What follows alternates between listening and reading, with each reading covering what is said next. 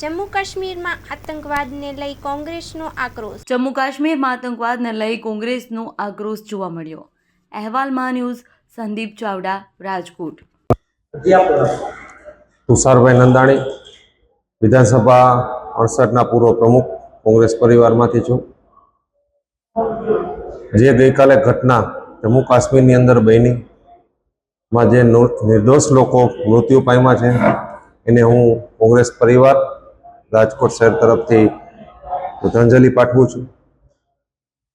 ભારત દેશના વડાપ્રધાન શ્રી મોદીજી બહુ મોટી આતંકવાદી ઉપર વાત કરતા માનનીય અમિત શાહજી કે દેશ સુરક્ષિત હાથોમાં છે, અને અત્યારે પ્રજા ખુદ પૂછી રહી છે માનનીય પ્રધાનમંત્રીને કે અમે સુરક્ષિત છીએ કે નહીં.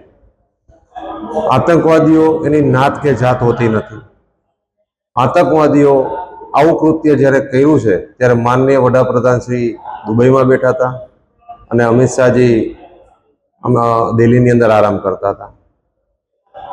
વાત પ્રજા એ પૂછે છે કે આતંકવાદ સામે આવડી મોટી મશીનરી ભારત દેશ પાસે હોવા છતાં સીબીઆઈ છે, ઈડી છે, મતલબ કે જે એજન્સીઓ આના ઉપર કામ કરતી હોય છે એટલી ક્યાં ચૂક રહી ગઈ કે આવા નિર્દોષ લોકોના જીવ ગયો. હું એક વાત એ કહેવા માંગીશ, અમારા માનનીય વડાપ્રધાન શ્રી ઇન્દિરા ગાંધીજી હતા અને આજે આ નરેન્દ્ર મોદીજી છે. બે વચ્ચેનો તફાવત એ છે કે ગમે તેવી પરિસ્થિતિની અંદર ઇન્દિરા ગાંધીજીએ આ જે કટ્ટરવાદી લોકો હતા એના બે દેશના ભાગલા કરી બતાવ્યા હતા, જ્યારે નરેન્દ્ર મોદીજી આ ભારત દેશને પણ સુરક્ષિત રાખી નથી શકતા.